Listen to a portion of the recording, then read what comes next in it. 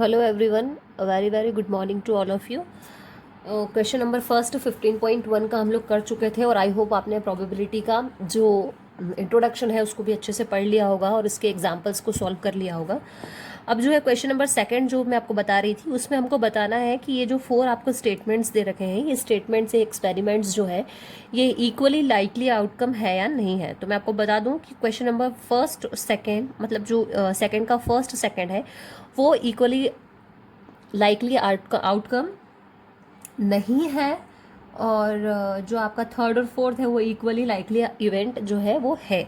क्यों? क्योंकि फर्स्ट में बोला है आपको, देखिए, a driver attempt to start a car, the car start or does not start. एक ड्राइवर है जो कार को स्टार्ट करने के लिए अटेम्प्ट कर रहा है, अब वो कार स्टार्ट होगी या नहीं होगी। तो ये देखो, ये चीज़ें हैं, ये बहुत सारी चीज़ों पर डिपेंड करती है कि कार स्टार्ट हो या नहीं हो। हमने स्टार्ट की किसी ड्राइवर ने अब ज़रूरी नहीं है कि वो स्टार्ट हो जाए, हो सकता है उसके अंदर कोई इशू आ जाए, उसके अंदर पेट्रोल नहीं हो या उसका कोई पार्ट उसका उसमें डिफ़िकल्टी आ रही हो, इस वजह से वो नहीं स्टार्ट हो। तो ये जो है ये पूरी तरीके से किसके ऊपर डिपेंड करता है, बहुत सारे वेरियस कंडीशंस पे डिपेंड करता है, इसलिए ये इक्वली लाइकली आउटकम नहीं है। सेम इसका भी होगा, ये जो प्लेयर अटेम्प्ट करेगा बास्केटबॉल करने के लिए, तो ये प्लेयर के ऊपर डिपेंड करती है चीज़, इसलिए ये भी इक्वली लाइकली आउटकम नहीं है। और ये जो सेकंड और फोर्थ है ये इक्वली लाइकली आउटकम होंगे, क्योंकि मान लीजिए आपका जो थर्ड वाला है, trial is made to answer a true false question, तो या तो ट्रू हो सकता है या फॉल्स हो सकता है, दो ही कंडीशन है, दो में से कोई एक तो होगी ही होगी। वैसे ही baby is born, it is a boy और अ गर्ल, लड़का भी हो सकता है लड़की भी हो सकती है, ठीक है। तो ये दो इक्वली लाइकली आउटकम है। अब बारी आती है क्वेश्चन नंबर थर्ड की, why is tossing a coin considered to be a fair way of deciding which team should get the ball at the beginning of a football game। इसके अंदर भी आपको वही चीज़ बतानी, तो सिर्फ 2 लाइन लिखनी है, इसके अंदर कोई आपका बहुत बड़ा जैसे अभी सेकंड वाला मैंने करवाया, तो इसको आप इस डायरेक्ट ये मत लिख देना इक्वली लाइकली आउटकम, मैंने आपको इसका रीज़न भी बता दिया, तो वो रीज़न भी 1 लाइन या 2 लाइन में आप उस रीज़न को राइट डाउन कर देना। वैसे ही थर्ड वाले में भी यही है। इसमें क्या होगा, when we toss a coin the possible outcomes are only 2 head और टॉल। ऑब्वियसली अगर किसी कॉइन को टॉस करते हैं तो 2 ही आउटकम होते हैं, या तो हेड होता है या टेल होता है, which are equally likely outcome. तो ये भी एक इक्वली लाइकली आउटकम हुआ। Therefore the result of an individual toss is completely unpredictable. ये अनप्रिडिक्टेबल डिसीजन है, हमें नहीं पता कि क्या होगा, इसलिए ये भी इक्वली लाइकली आउटकम है। इसका भी आपको 2 लाइन में आंसर दे देना है। लैंग्वेज है तो लैंग्वेज इतना आप खुद लिख सकते हैं, मैंने आपको बता दिया क्या है, ठीक है। तो ये सेकंड और थर्ड अब बता दिया मैंने। क्वेश्चन नंबर 4 की बारी आती है, which of the following can not be the probability of an event. इनमें से कौन सा प्रोबेबिलिटी इवेंट नहीं है। तो आप सबको पता है कि इसके अंदर जो बी है ना, बी वाला प्रोबेबिलिटी वाला इवेंट नहीं है, क्योंकि मैंने आपको बताया था कि जो प्रोबेबिलिटी होती है वो हमेशा 0 और 1 के बीच में होती है, और ये तो माइनस में आ गई, तो इट मीन्स कि ये नहीं हो सकती। 2/3 तो हमारा हो सकता है। 15% आप सोच रहे होंगे, तो 15% को हम 15% का साइन हटाएंगे, अपन में 100 लग जाएगा, तो 15/100 करके हम उसको कट कर सकते हैं, ठीक है। और इधर आ गया 0.7, तो 0.7 तो हो ही सकता है हमारा, ठीक है। इसको अगर हम करेंगे तो 7/10 हो जाएगा। तो सिर्फ बी वाला जो है, जो कि हमारा नहीं हो सकता, क्यों? क्योंकि ये 0 और 1 के बीच में नहीं है। तो ये फोर्थ वाला हो गया आपका। अब बारी आती है क्वेश्चन नंबर 5 की। क्वेश्चन नंबर 5 को आप लोग देख लीजिए, इसमें क्या है, if P of E equals to 0.05, ठीक है, what is the probability of not E. अगर पी ऑफ ई आप लोगों को गिवन है, यहाँ पर क्वेश्चन नंबर कौन सा है, ये 5 है। इसमें आपको मैं क्वेश्चन आप लोग देख लेना बुक के अंदर से, है ना। इसमें आपको क्या गिवन है, पी ऑफ ई आपको कितना गिवन है, 0.05, ठीक है। अब हमको पता है, वी नो दैट, हमने इंट्रोडक्शन में पढ़ा था, इसीलिए मैंने आपको इंट्रोडक्शन को अच्छे से पढ़ने के लिए कहा था। P of not E equals to क्या होता है आपका, हो जाएगा 1 माइनस पी ऑफ ई। अब ये कैसे आया, ये हमने एक कंडीशन पढ़ी थी, कौन सी वाली कंडीशन पढ़ी थी, P of E plus P of not E equals to 1 पढ़ी थी। इन दोनों का प्लस जो होता है 1 होता पढ़ा था इंट्रोडक्शन में। तो बस वही चीज़ है, पी ऑफ ई को हमने यहीं रहने दिया, क्योंकि ये हमको फाइंड करना है। नॉट ई वाली कंडीशन जो हमको गिवन है उसको हमने उधर भेज दिया। पी ऑफ ई आपका एज इट इज़ रहेगा, क्योंकि इसकी वैल्यू हमको फाइंड करनी है। पी ऑफ ई की वैल्यू आपको कितनी दी है, 0.05। जब इसमें से ये इसको माइनस करेंगे तो आ जाएगा 0.95। तो ये आपकी नॉट ई वाली कंडीशन आ जाएगी। तो आप नीचे लिख सकते हैं, therefore the probability of not E equals to 0.95। तो इस तरीके से आपको ये वाले क्वेश्चन सॉल्व करने हैं अगर इस टाइप के क्वेश्चन आते हैं तो। ठीक है, हर एक क्वेश्चन का टाइप समझते जाइएगा कि किस टाइप के क्वेश्चन है और क्या क्या तरीका उनका है। ठीक है, अब बारी आती है क्वेश्चन नंबर 6 की, उसको देख लीजिए। क्वेश्चन नंबर 6 है आपका, a bag contains lemon flavoured candies only. एक बैग है जिसके अंदर ओनली लेमन फ्लेवर्ड की कैंडीज हैं। Malini takes out one candy without looking into the bag. Malini नाम की एक लड़की है, उसने उस बैग के अंदर हाथ डाला और एक कैंडी को निकाल लिया बिना देखे। ठीक है, what is the probability that she takes out, मतलब क्या प्रोबेबिलिटी है उसकी, क्या चीज़ वो निकालेगी। अब दो आपको कंडीशंस दे रखी है, अन ऑरेंज फ्लेवर्ड कैंडी और अन लेमन फ्लेवर्ड कैंडी। ठीक है, तो हमको बताना है कि जो उसने कैंडी निकाली तो क्या वो ऑरेंज फ्लेवर्ड कैंडी होगी या वो लेमन फ्लेवर्ड कैंडी होगी। तो मैं आपको, देखिए इसकी लैंग्वेज जो है वो आपको अरेंज करनी पड़ेगी। लैंग्वेज वगैरह जो है वो आप लिखना, क्योंकि मैं अगर लैंग्वेज भी लिखवाऊंगी तो इसमें बहुत टाइम लग जाएगा। तो मैं सिर्फ आपको यहाँ पर क्या करवा रही हूँ, ठीक है, मैं आपको सिर्फ यहाँ पर आपको मतलब सिर्फ बता रही हूँ कि इसका आंसर क्या आएगा। तो फर्स्ट वाली कंडीशन का तो आंसर आपका 0 ही आ जाएगा। 0 क्यों आ जाएगा, क्यों, क्योंकि क्वेश्चन में उसने हमसे कहा था कि बेग के अंदर सिर्फ लेमन फ्लेवर्ड कैंडीज हैं, ऑरेंज फ्लेवर्ड कैंडीज तो है ही नहीं, तो उसकी प्रोबेबिलिटी आप कैसे निकालोगे, तो वो तो 0 ही हो जाएगी फर्स्ट कंडीशन। तो सेकंड कंडीशन आपकी क्या बनेगी, सेकंड कंडीशन ऑब्वियसली 1 बनेगी, क्योंकि लेमन फ्लेवर्ड कैंडी है, 1 कैंडी निकालेगी। तो only lemon flavoured candy, therefore event that Malini will take out a lemon flavoured candy is a sure event. और श्योर इवेंट जब होता है तो क्या हो जाएगा उसका,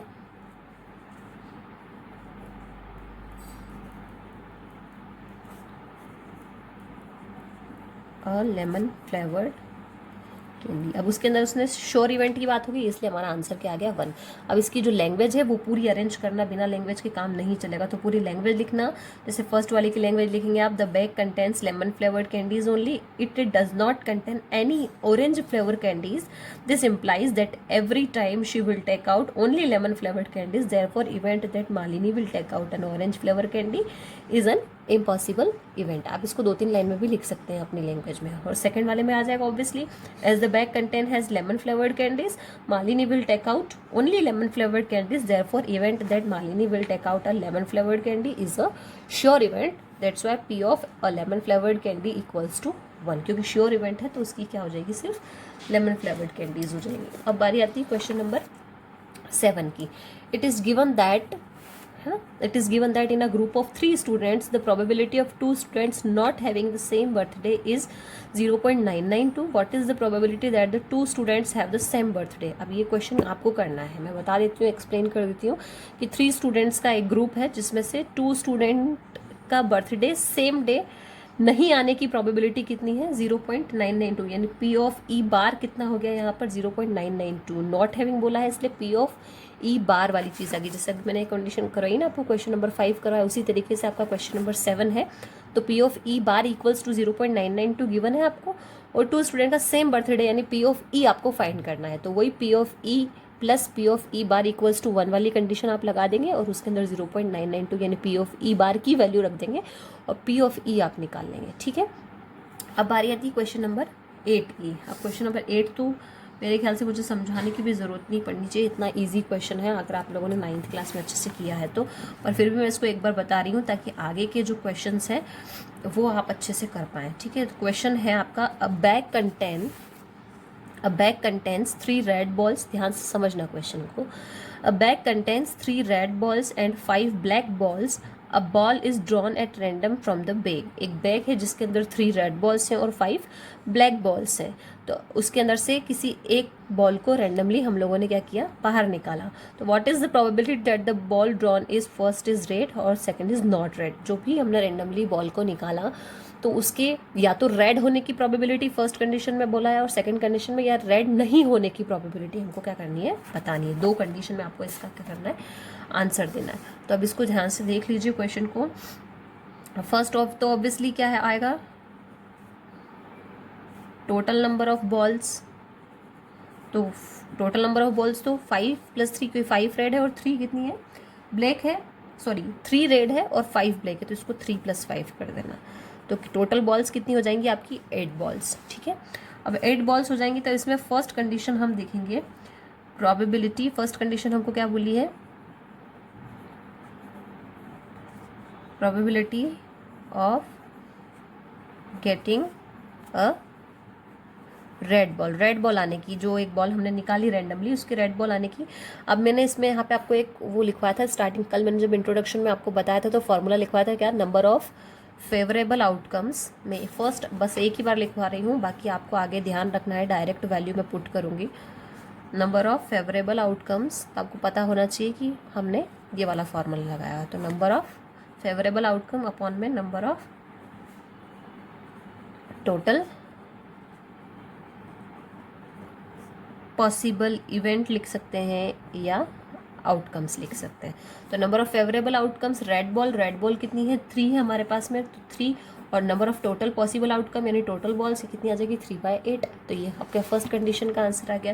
बिल्कुल इसी तरीके से आपको सेकेंड वाला करना है, probability of not getting a red ball. क्या है, probability of not getting a red ball, मतलब रेड बॉल के नहीं आने की प्रोबेबिलिटी हमको क्या करनी है, यहाँ पर फाइंड करनी है। ठीक है, तो इसमें क्या हो जाएगा, नहीं आने की प्रोबेबिलिटी यानी पी ऑफ ई बार, और पी ऑफ ई बार क्या होता है, पी ऑफ ई ऑब्वियसली। तो ये कितना हो जाएगा, 1 minus getting a red ball की प्रोबेबिलिटी हमने कितनी देखी थी, 3/8। पी ऑफ ई हमने 3/8 देखा था। बस इसको जब आप वो लेकर एलसीएम लेके सॉल्व करेंगे तो कितना जाएगा, 5/8।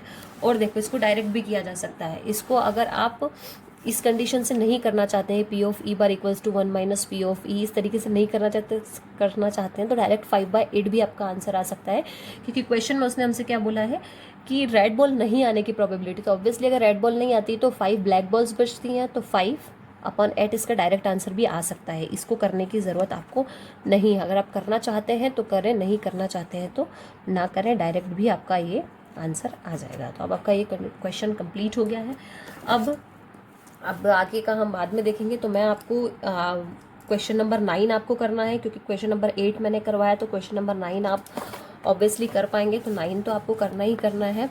आगे के क्वेश्चंस आप लोग ट्राई करने के लिए, मतलब मैं आपको दे रही हूँ यहाँ पर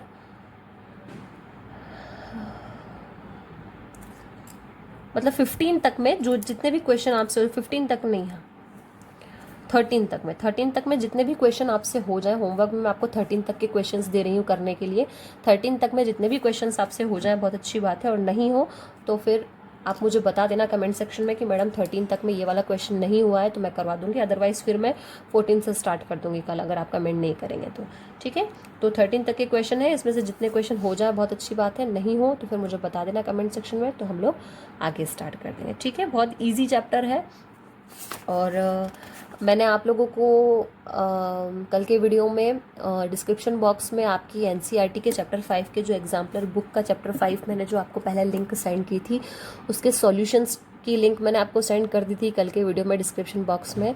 तो अगर आपसे वो एक्स्ट्रा क्वेश्चंस नहीं हुए हो तो उनके सॉल्यूशंस भी अब आपको मिल चुके हैं, तो उनको अच्छे से प्रैक्टिस कर लेना आप लोग। और प्रोबेबिलिटी आपने स्टार्ट कर ही दिया होगा, तो मुश्किल से 2 दिन का या 3 दिन का चैप्टर है, 2-3 दिन में हमारा चैप्टर फिनिश हो जाएगा। ठीक है, तो इसको कर लेना। और ठीक है, ओके, थैंक यू।